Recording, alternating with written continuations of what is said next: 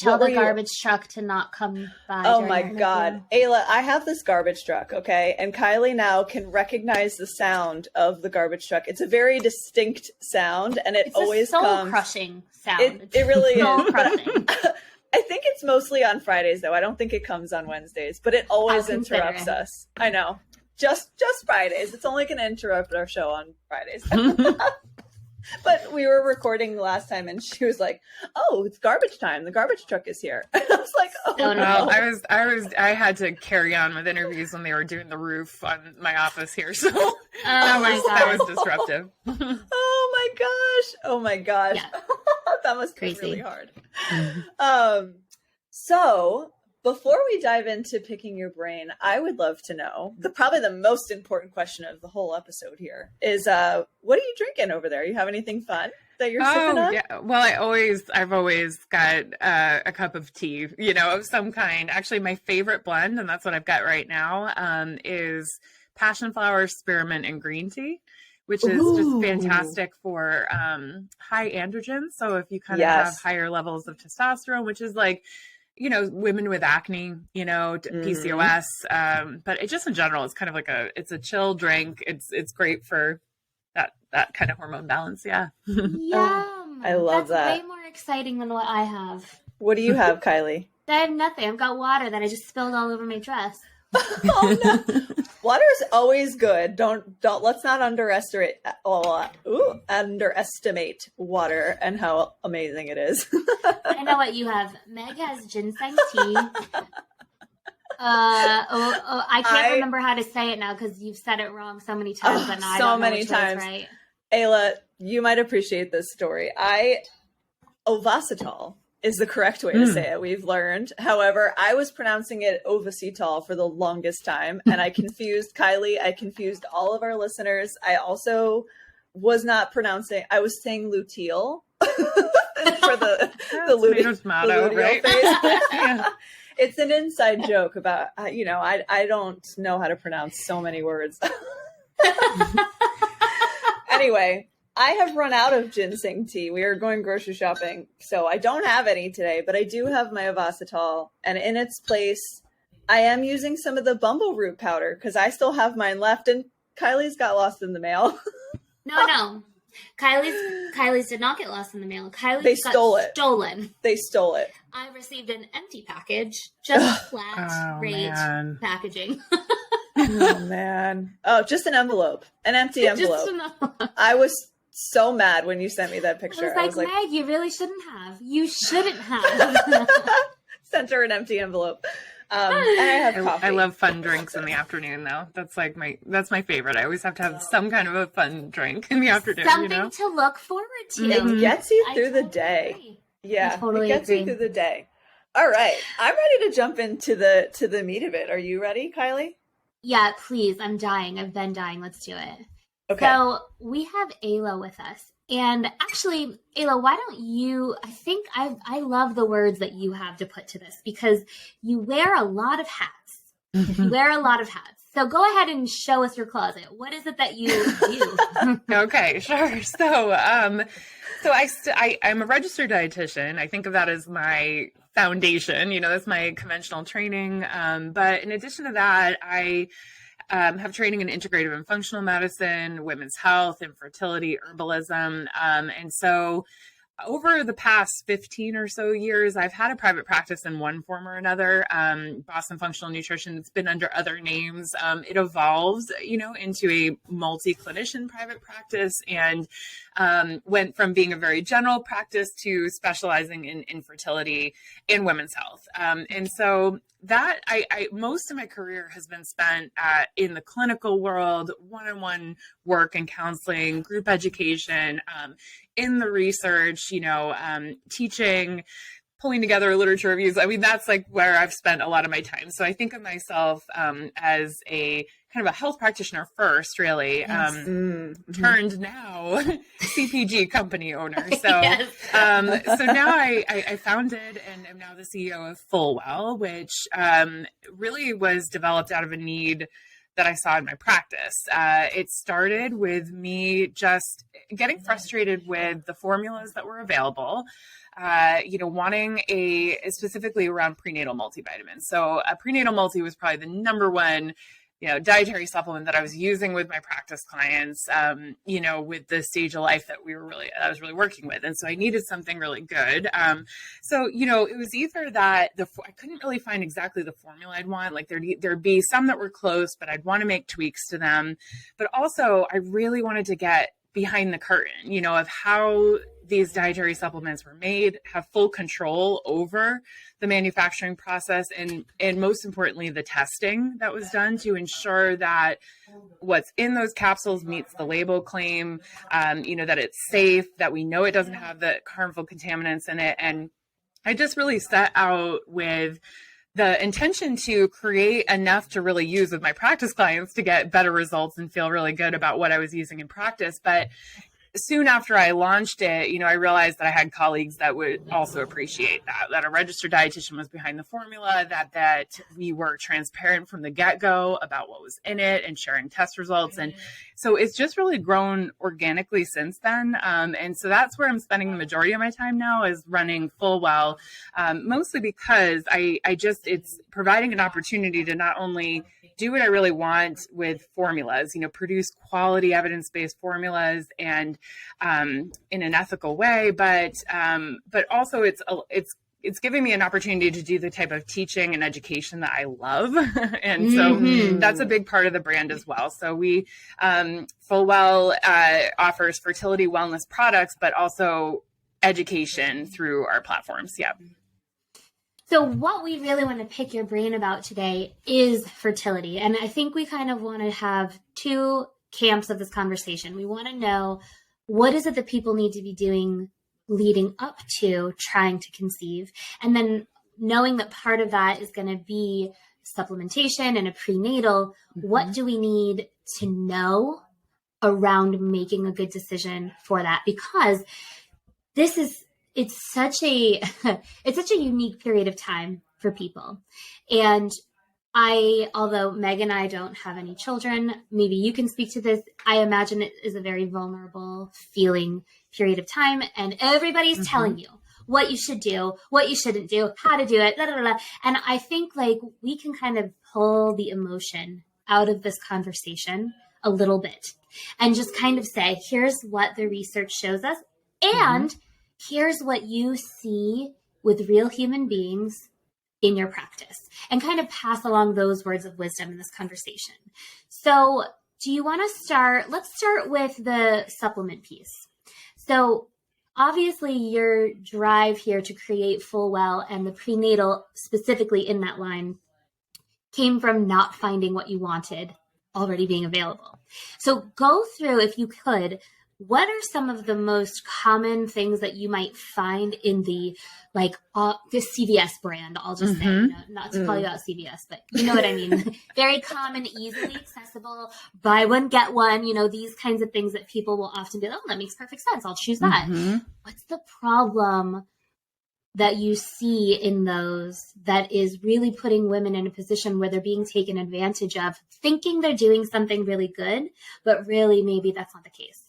Yeah. Oh gosh, there's so much to say about that. And I'm sure you have seen a lot of what I'll talk about. And I mean, first, like I'm sure both of you, I absolutely as a dietitian think food comes first, right? But we live in modern environments with a lot of additional stressors on our body. And this phase of life, from preconception through, breastfeeding is really nutrient intensive. I mean, as you can imagine, I think it's intuitive for a lot of people that we need a lot of nourishment to grow another human. And it's true. And I think now at this point, perhaps this point in time, we need it more so than than any other time, because of how much burden is just placed on us between just stressors in our environment, mental, physical, all of the above, right? So now when it comes to a prenatal, there's a lot of really common things that are done to the most popular formulas. So I think that one place to start would be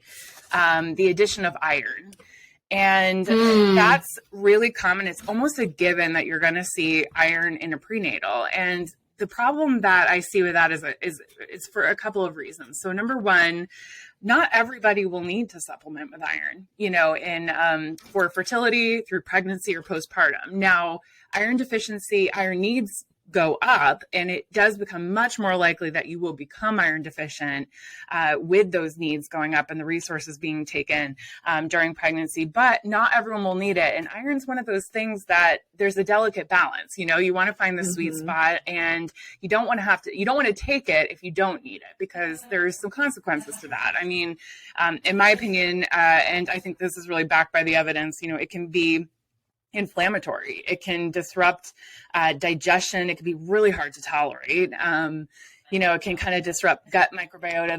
There's an impact to too much iron. The other issue is that iron really competes for absorption of other really important nutrients. Calcium and iron are two that notoriously really compete with each other, right? For absorption. And so when they're together, you're kind of like negating a lot of the nutrients there. So, I also think that, iron needs are assessed, really not fully assessed, I should say, or accurately assessed by most practitioners. The standard in many like OB appointments, midwife appointments, is to just run a hemoglobin hematocrit. And I would never diss those providers. That is more driven by the health insurance model, what's covered, that sort of thing. So there's a reason why really comprehensive panels are not run. It takes, 15, 18 years for research to kind of catch up to, practice. Something crazy like that. Yeah. So, it's really not the fault of the providers. It's kind of a systems issue, but, it is important to know that you cannot really fully assess iron status from just a hemoglobin hematocrit, which is a basic CBC panel, basically, that you're going to get. And so I think there's a couple of things. I'm adding a lot here to this. This is exactly what I wanted. Yes. Yeah. This is important because here's the thing. I'm going to interrupt you real quick. When you say one thing, it unravels 40 other things for people, not just us. There's a reason that you naturally kind of go into all of this, because it's the questions that are coming up. As soon as you say, oh, perhaps you shouldn't have iron in your prenatal, then you think, well, how do I know if I need it? What if I need it later on? Da, da, da. And that's what you're hitting on. So this is going to continue to happen, guys, as you are listening. Please be wary. Like, we don't know how to do it another way. Yeah. And I'm going to trust Kylie and Meg to just give me the hook. So with iron, I mean, it's this multi-factor problem, right? So I think the big takeaway is I generally don't recommend just taking a prenatal that has iron thrown in it. It's not only that you may not need it, it may not be at the right amounts, and it also may not be in a bioavailable, easy to tolerate form. And so you're causing yourself unnecessary stress and discomfort when in a time that you don't want any extra, straws on the camel's back, so to speak. I have a question really fast, because this reminds me of the recommendation I've heard from a lot of my friends who were, when they were going through the process of trying to conceive, that the general recommendation, or actually I have a friend who's not even actively trying, but just because she's of age and it, air quote, might happen, the doctor wants her on a prenatal. And I'm sure he or she didn't recommend with or without iron. So I'm just curious about your thoughts on that. What's your recommendation for those who are kind of in that middle ground? Yeah, I think, that recommendation kind of causes women to bristle, and rightfully so in a way. This sort of, if you're of childbearing age, you should take a prenatal. Yeah. And I've heard it so much, and it's kind of like, gosh, stay out of my life and my body. Yeah, but some of the reasoning, some of the reasoning behind that is not, it just needs to, I think it needs to be explained, right? I do agree with that, in that quite a bit of the nutrient needs, and actually let me back up. I would say building your nutrient stores and going into pregnancy replete, with good nutrient status is smart, and it will lead you to success, and it will reduce the risk of pregnancy complications and help the pregnancy go smoother. It may even help reduce some of that pregnancy nausea and discomfort. There's a lot of advantages, but one of the big reasons is that some of the most important nutrients that you're going to get in supplement form, and maybe not enough of in diet, are really critical before you may even know you're pregnant. So folate, choline, B12, there's kind of like a trifecta there. Those ones, B6 too. Those are really important for very early embryo development and implantation, and so and neural tube development. So the neural tube, we hear about neural tube defects, and it's really why. And we could talk about folate, back to your question, Kylie, too, and prenatals and what to look for. But it's really why the food supply started to be fortified, right, in the late 90s with folic acid, which is problematic. But really with the intention to help reduce neural tube defects, because folate is so important for that. But choline is as well, and so is B12. And you don't know, so the neural tube actually closes around week 5 of pregnancy. And for those listening that don't know, that's actually only 3 weeks after a missed period for most women. Wow. So it's actually with the timing, right? You back up your weeks to the first day of your last period. So really most people don't even know they're pregnant at that point. Right. Yeah. Right. Okay. Okay, so let me go back. I have so many questions that came off of that, but let's circle back to the iron component and the way that getting iron tested is a systems issue. So what is, if somebody's in a position where they have the ability and feel comfortable requesting something slightly different, what might they request in order to really understand in terms of iron, how they could move forward the best way? Yeah, so we did a really comprehensive blog post on exactly walking you through like what to ask your provider for at FullWellFertility.com. And I'm proud of that post because I feel like you can take that with you to your practitioner. But I'd say at a minimum, you want to get at least a ferritin as well. And then the interpretation needs to be looked at as trimester specific lab ranges, reference ranges, and that's simply not being done. And a good source for that, and this is not exclusive to health practitioners, I believe the general public can access this, is perinatology.com has a pretty good trimester specific lab reference range chart for various things. And I think that's a really good resource, to at least open up the conversation with your provider. It's like, do I really need supplemental iron? Can I do this through diet? Should you talk to a dietitian, right? I mean, we know OBs, nurse practitioners, midwives have varying degrees of nutrition training, most not to the extent that a dietitian will. And so that may be worth it if it's in your budget. Yep. That's such a good point. And we should link that blog post in the show notes too. We'll have yes, we will. We'll link the blog post and we'll link the site that you just shared with us too, so that those resources will be there for you. Okay, so this is iron, right? All of this conversation that was iron.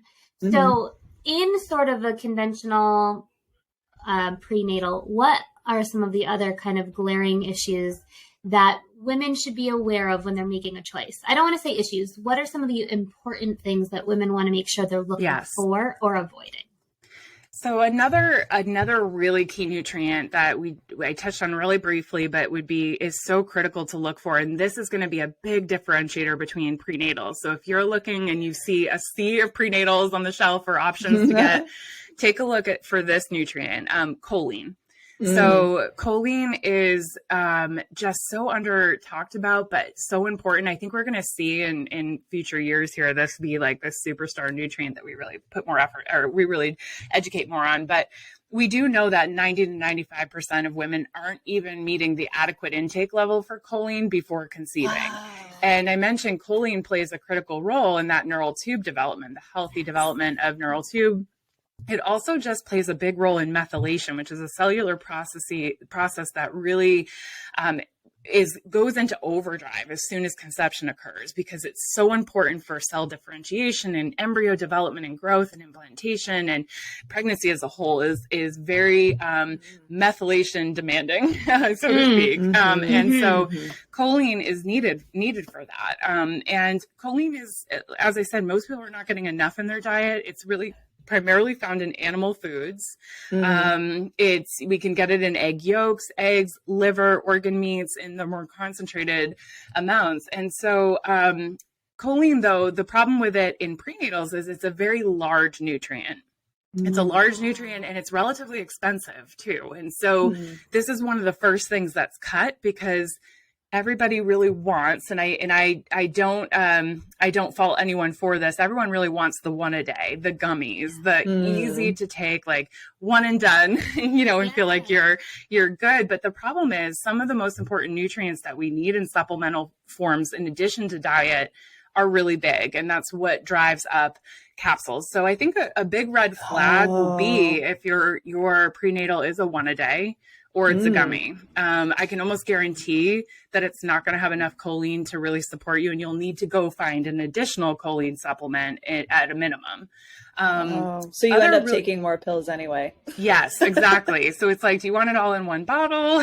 One comprehensive formula in one bottle and make it easy? Or do you want to pair together 4 or 5 different things? So that's a choice, of course.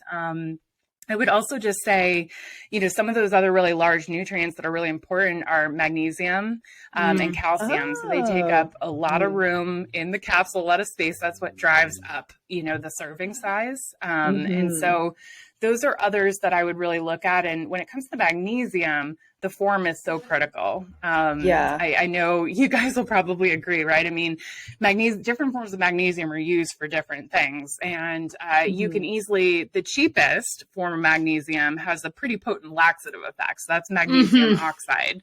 Magnesium citrate, I even really think of that more for, more constipation and its laxative effect. But magnesium glycinate, that's fantastic for bioavailability, which means your body can absorb and utilize it easily. It's got a little extra glycine, which we need more of in pregnancy, and easy to tolerate. That's awesome. That's such a good point about the size. Yes, and just for comparison's sake, I know how many capsules a serving size is for your prenatal. So share with people and just give a brief, this is why. Yeah. So this will, for those that don't know FullWell, I mean, this will blow your mind. Hopefully people won't tune out, but it's 8 capsules, per serving, which I know it sounds crazy. And honestly, when I was formulating it, what happened was I started with the exact formula I wanted, basically, right? This is what I want in it. This is what I feel like we need in addition to diet in these forms. What does it end up being? Right. And it was 8 capsules, and I was told by everybody, there is no way anybody's going to take this, reduce it, get rid of these big nutrients. And, even if you reduce some of the nutrients, it makes no difference. It's really the big critical ones that you need in those amounts, that you'd have to sacrifice in order to reduce the capsule size. So that's why it's an 8 a day. I will say, most people say, and most of my practice clients, I took it myself, 4 with breakfast and 4 with lunch. It's actually not too big of a deal at the end of the day. And it's nice knowing that it's all there in one. But yeah, it's really that we have 300 milligrams of choline. That is way more than you see in most prenatals. And 300 milligrams is really, I think, the minimum for supplementation, because we know that during pregnancy, you need a minimum of 450 milligrams. 550 in lactation, and newer research is showing that's actually probably should be edited to be closer to 1,000, milligrams a day. So we've got, and we already know with the basics, right? We are 95% of women aren't even meeting the minimum. So I think the more choline supplementally in some ways, the better. It's a tough one to overdo. But it's usually not in a prenatal at all, or in very small amounts. Wow. Okay. Huge gem there for people. Yeah. I also think that just speaks to how far most women are from the intake that they actually need. The fact that you're eating, even if you're not a vegetarian and you are eating some of these animal foods that have choline in it, you still need 8 pills a day to help you get to the minimum. Yeah. Yeah. Oh boy. Ooh. Yeah. I know in my practice, I would see a lot of women that did a good job with their diet, and they're like, I don't understand what the problem is. Right. And we'd run nutrient testing, and lots of deficiencies, lots of inadequate levels, suboptimal levels. And I really do think that, even with really solid diets, we aren't eating like we historically were. So there's that piece, nose to tail, and really organ meats and things like that with any regularity. So there's that piece. Some are just, where there's many clients that I've had in practice, right? They're vegetarian, vegan, and excluding those altogether. And then again, we've got all these like modern stressors in our environment, in our lives that really stress creates the need for a lot more nutrients, overall. I think that's something that I personally have been more fascinated with over the past couple of years, just the research on how much stress just like sucks the nutrients up. Basically, you just need so much more. So anyway, thank you. Is there anything else about prenatals that you think are kind of like a glaring red flag? Yeah, I think folate's a good one to talk about as well, just briefly. And oh gosh, this has been surprisingly controversial. I've gotten into some really heated debates with doctors and other practitioners and things like that. And it's interesting to me. Folate. Over folate. No. I think there was Team Ayla. Team Ayla. I was literally up all night with one folate debacle a few months ago. It was crazy. I was like, do I need a PR team to help me defend my stance on folate? This is ridiculous. So I had to come back in and be like, we're here. You got us. All right, thanks. Yeah, we got you. But I mean, here's the thing that blows my mind. Over 80% of the folate that we find naturally in food is methylfolate. There's another percentage, chunk of that remaining that's calcium folate or folinic acid. We use those two forms in my prenatal, and that's what I recommend using or looking for in any prenatal. So methylfolate and or folinic acid, calcium folate. So you want a combination or just methylfolate. That's a highly bioavailable form of folate that your body can readily absorb and use. Now, folic acid, as we talked about earlier, that was introduced to the food supply in the late 90s as a really, really inexpensive form of folate to add to food to help reduce neural tube defects and help supplement the diet of women. But the thing about folic acid is it's actually, and you'll see this in the research, it's absorbed really well in the intestines, but our body can't utilize it as well. So absorption doesn't always mean utilization, and so that's the case with folate.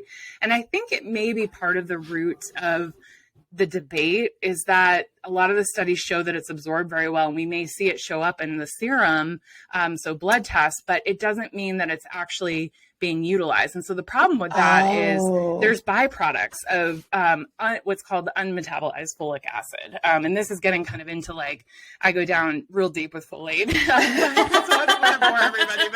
But there's consequences to unmetabolized folic acid. And so we don't want that, right? And I think, again, some of the controversy too is that a lot of the research, there's been a ton of funding around folic acid versus folate. Typical in nutrition resource. I mean, that's research. I mean, that's a synthetic, nutrient, which isn't necessarily a bad thing. Synthetic's not always a bad thing, but it's something that's easy to study, and they had a reason to study it because they were fortifying the food supply. So it was a big public health initiative, and there was funding for that.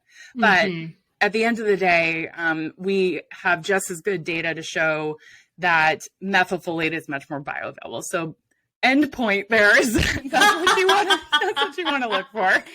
So end point is that you want to look on the label, make sure that there's no iron, ideally. Get your iron tested and supplement as needed.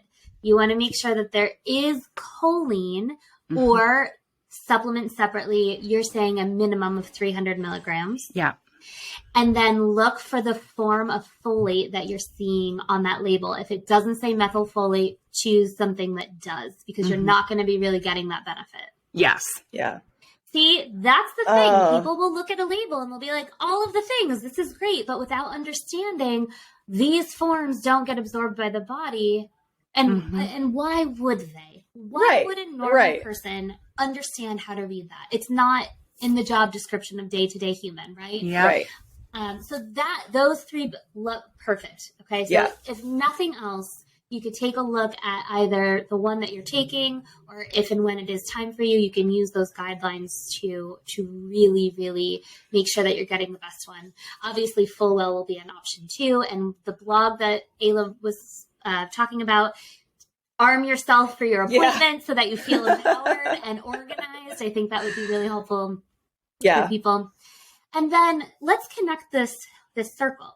So all of this is about supplements. And then you mentioned there's the whole food component, which we actually have Lily Nichols on next week. Oh, so good. She's going to be taking that route with us. We're doing a little pregnancy series unintentionally. Unintended, completely unintended. We've got a pelvic floor PT after that too. So, but now I'd love to hear your conversation around preconception, because prenatals, and I think I didn't know this. At some point I learned that you should be taking a prenatal once you decide you would like to try to conceive, rather than, now that I'm pregnant, I'll start a prenatal. So let's have that conversation. Like, what is it that you know leading up to wanting to conceive?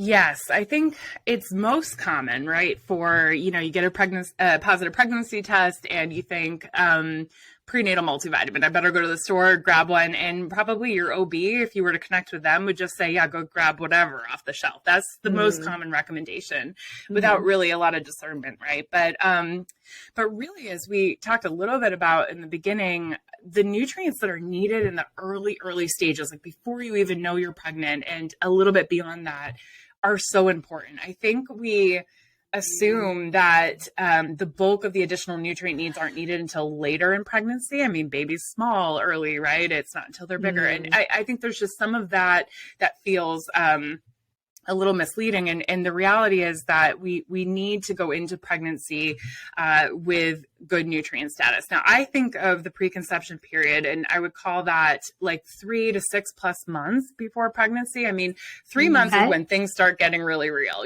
but I would say if you think that having a baby is at all in the realm of a possibility over the next year, maybe even 2, then there is no better time to start to look at your nutrition and lifestyle choices, because everything that you do, even that the very early development of the egg that you'll ultimately ovulate and hopefully conceive with, starts up to a year, before you get pregnant. And it really that development really goes into overdrive in that 3 months, before conceiving. And we've got to nourish, we've got to nourish the environment that it's growing in, developing in.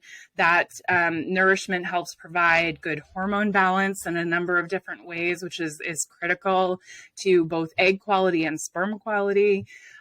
We've got to make sure that by nourishing and providing enough, what I call just like resources for the proper development and health of both egg and sperm in that 3-6+ month window, we're also helping to reduce the risk of chromosomal errors. So chromosomal errors are really the biggest reason for pregnancy loss, the biggest reason for complications that can arise in pregnancy. And so while that's not all in our control, there's things that go back generations, things that happen that we won't ever be able to control.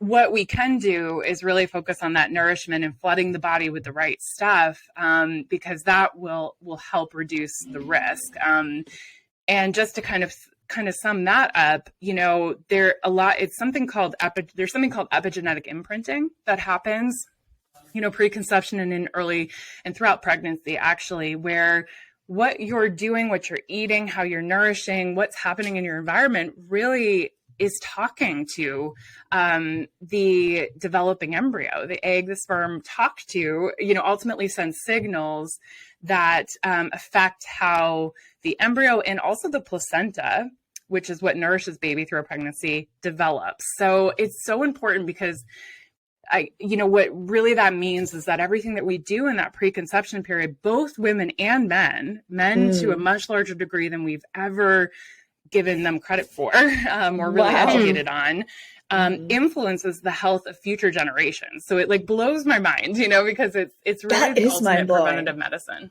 Yeah. Wow. Okay, so many things.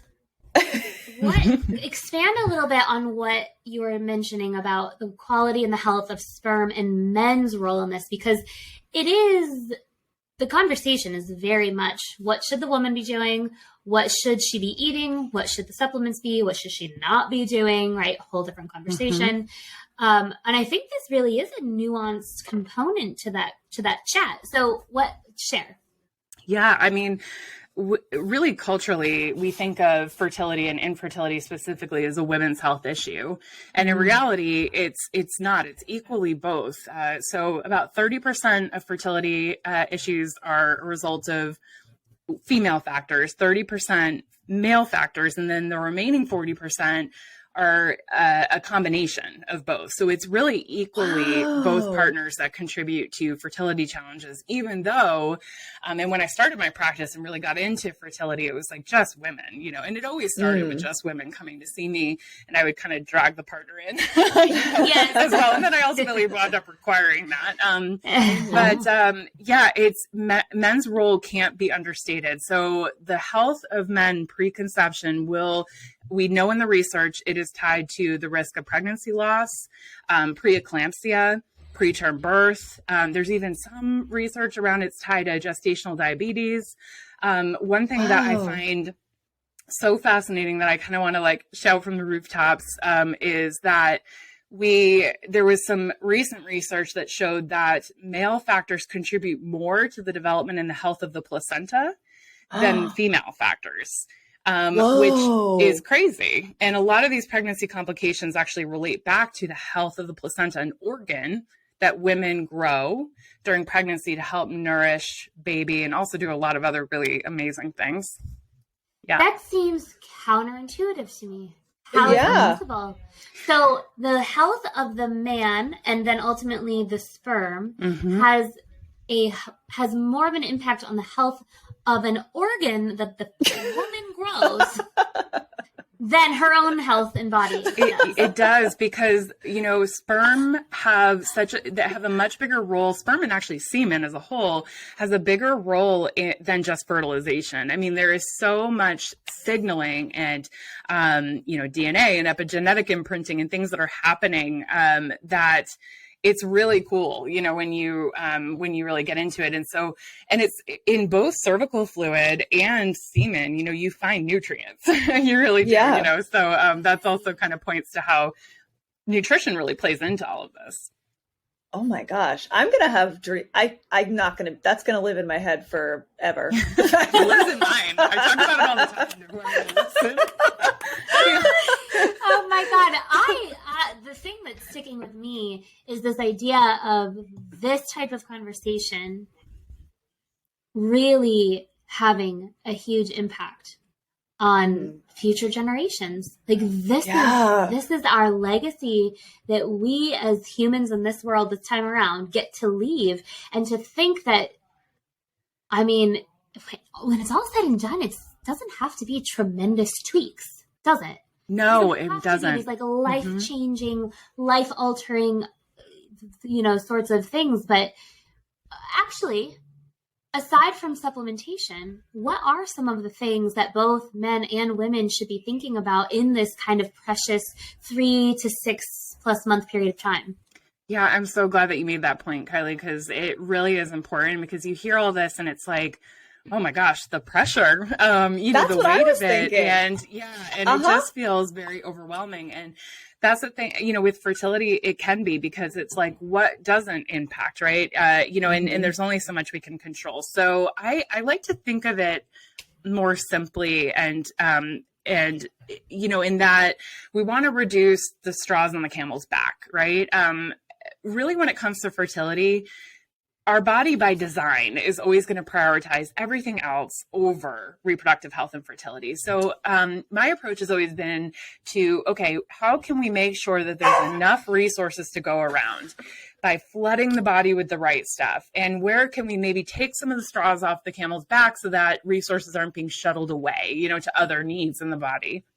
And that looks a little different for everybody, but really it comes down to, I think, one, really antioxidants and nutrients. So nutrient density in the diet, I think flooding the body with those kinds of things. So think fruits, vegetables. This isn't a stage of life where I would recommend, and Lily will go into this in great detail with you guys in such a great way. We can't wait. But her, really in her book too, she talks about this, but just how important the nutrients that we get from animal foods really are during this stage of life.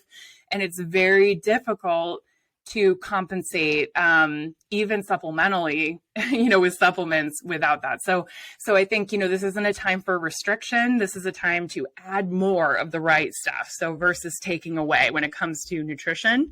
And then lifestyle, I think, I always kind of run through, if it's a client in my practice, I look at, okay, what are the biggest bang for your buck type things that we can do? Is there, so we know that there's a lot of chemicals in our environment, right? A lot of chemicals that interfere with hormones and signaling and create more pressure on our detoxification systems to deal with and things like that. So I like to look and see, okay, what are the things that you're doing like every day? What are those? Is there a lotion that you religiously apply day and night, Yes. And can we just look at the ingredients and have a conversation about that, and maybe we can swap that. So I think it doesn't have to be, okay, every single pot and pan and beauty product and self-care item needs to go out the window. It's more like, look at the big ones, because that's probably where the majority of the issue is coming from, and make some easy swaps. So I'd say that would be another area that both women and men could focus on. That's great. I have two questions. The first one is, I ask this to every opportunity I can. I ask it to our guests, because I just think there's so much confusion around the term like diet quality, nutrient density. I know you mentioned fruits and vegetables, but I think we've all experienced the client who comes in to see us and is like, I eat fruits and vegetables. But then when we actually get to do their 24-hour recall or their diet journal, it's like, okay, eating fruits and this is not to shame anybody. It's just, how would you know? Like, you wouldn't know if you weren't told.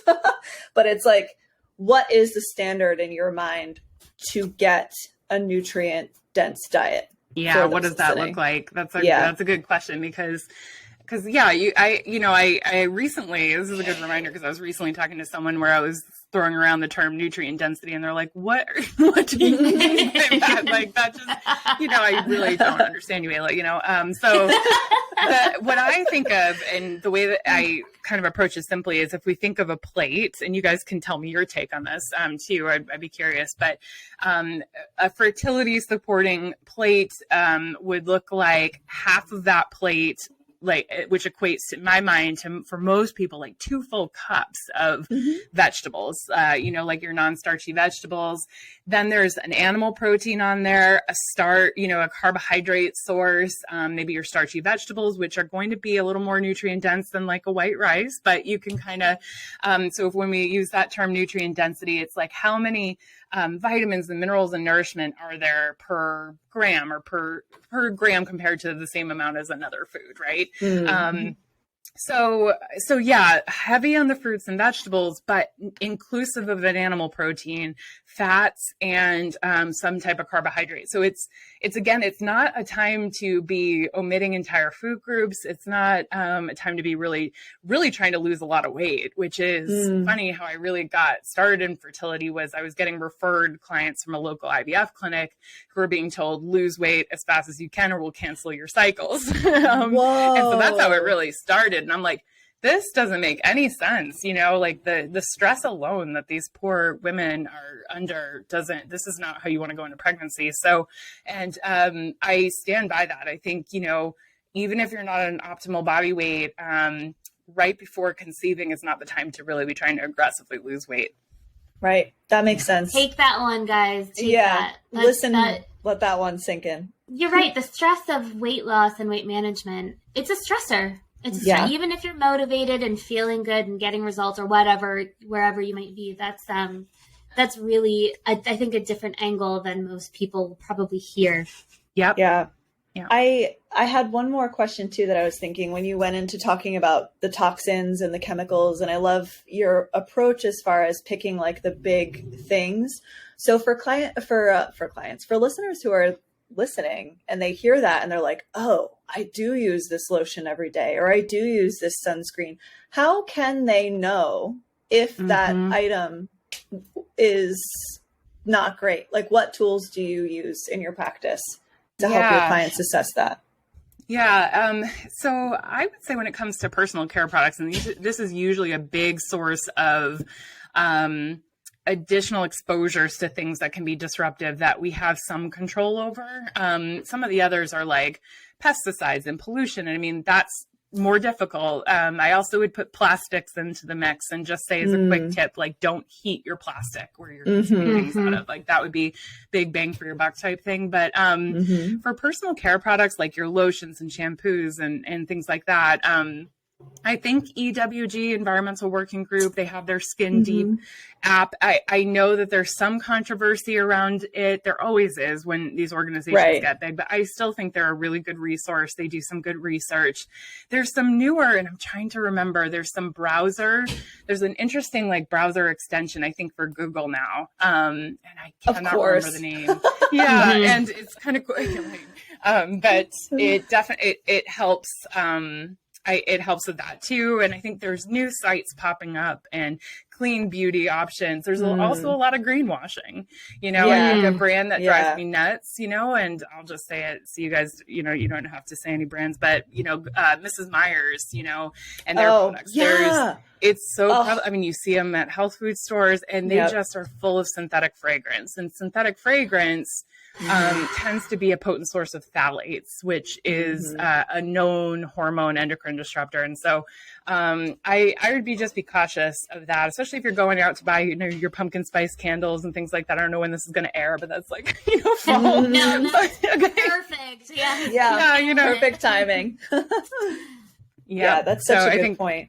Yeah. So sorry, Mrs. Myers. Those type of, right. But that's, that's but one not that really is so common in households, right? Yeah. I have one last question about another nutrient in preconception and then pregnancy breastfeeding. What about fish oils? Because I know that's another product that you kind of marry with your prenatal. So tell us a little bit about that. Yeah, so omega-3 fatty acids are essential fatty acids, and they're really, really important for fertility, pregnancy, breastfeeding, really that whole perinatal period. And that's another one that you don't want mixed into a prenatal. So I have seen a lot of newer formulas where they're adding, DHA to the formula, and you can't really, there's not a really easy way to add EPA, which is another type of essential fatty acid. So the two that you're going to see are called DHA and EPA. Those are two types of omega-3 fatty acids. They are throwing DHA into a lot of prenatals because there's some more stable forms of DHA available. However, I still have concerns through the R&D that I did to try to get my products to launch and feel good about them with the stability of having any essential fatty acids mixed into vitamins and minerals. It doesn't mean you can't take fatty acids with your multivitamin.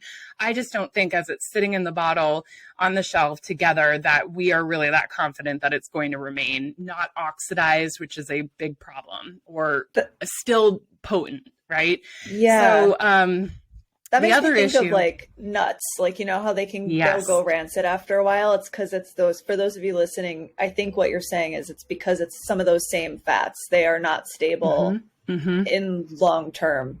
That's right. The more those fats are processed and exposed to heat, light, air is a big one. The more likely they are to break down. And it's probably worse, arguably, to take an oxidized oil, especially a fish oil, than it is not to take one. And so one of the big things, and so the other point here is that you won't see EPA mixed in, and this isn't talked about. I think DHA is like driven home as being the important one. And it's true. It's the type of omega-3 fatty acid that does does all the things. It has, in the research, really validates that it's having a lot of the benefit for baby's brain development, mom's mood. It's really important. But EPA is needed to help DHA cross the placenta and make it to baby. So we really need EPA too to help with that. And that's why, and you never, by the way, will see DHA alone in nature. I mean, it always comes together with EPA, and the natural source for that is fish. And so when I set out to make our fish oil, I was really concerned about sustainability. Definitely how it was being processed and how we were going to measure oxidation, what we just talked about, in the final product to ensure that it was as fresh as possible. It was meeting the label claims. It had DHA and EPA, and it was sustainable, which is a big problem in the seafood industry, fish oil world right now. And there are options out there, like algae-based options that are getting better, but I'm just not sure they're there yet. And I think there's a lot of processing that has to happen with those to get them where they are. So ultimately, I landed on fish oil. I think for listeners, what you really want to see, based on my literature reviews and developing this product, is you want to see 400 plus milligrams of DHA. Really, sometimes you want to go as high as doubling that or even tripling it. It really depends on your omega-3 fatty acid intake and your needs. So sometimes you need to go much higher, and then some EPA. So I think a roughly like 2-to-1 ratio is good. So, 400 milligrams DHA, 200 milligrams of EPA is a nice place to start. And some people, again, if you eat no seafood at all, you might need to double that. Yeah. This just spawned a question. You said double or triple that. What if somebody is pregnant with multiples? Does this change? Like, are they taking 16 capsules of your I assume not, but I know the needs go up. Are we depending on our food from that? Because naturally you'll be hungrier, or? Yeah, that's a really good question. So the prenatal, so omega-3s, I would say, a practice in my client, I would definitely double. For the prenatal, I think it covers multiple pregnancies as well, with the big asterisks, like talk to your practitioner, about your needs. But macronutrient needs, additional protein, calories, carbohydrates, fats, that will all go up. So I think that the prenatal meets the now most prenatals wouldn't meet micronutrient needs of multiple multiples. That's a great point. I do think that FullWell does, based on my assessment of the research. Yeah. And then tell us about FullWell. We've mentioned it a million times now. Where can people find out more information? Because I know a huge piece of what FullWell really stands behind is the education behind a lot of, not only pregnancy, but women's health in general, which is why it's such a great fit for you to come and chat with us today. So tell us where people can find more about both the supplement line and some of the educational sources that they could benefit from. Yes. Well, thanks for that. So it's FullWellFertility.com is our site, and we're really going through a makeover right now, like a 3.0 version, I should say, but where we want to really highlight the education better. But if you navigate over to the Knowledge Well, that's where our whole team just pours so much into these articles that we've put up there. So even if the products aren't necessarily right for you and you go another direction, I think we'd love to see, grab some education, things you could bring to your provider to talk about, from the Knowledge Well. We try to make it really easy to grab stuff so you can talk about it with whoever you're working with, but also just, it's for, the person who is, wants to learn this on their own, wants to be empowered with the information. And so I think that a lot of information gets very watered down because we assume that people just won't understand or they don't need to know that much, but we don't do that. I really try to just give you downloads of our brains of what we're doing in practice between myself and the other dietitians on the team. Yeah. That's amazing. Incredible. And Ayla, are you either personally or is your team taking clients? Right now, I'm not. My practice is Boston Functional Nutrition, and we have hit pause a little bit on taking new clients because of just how how crazy life has gotten.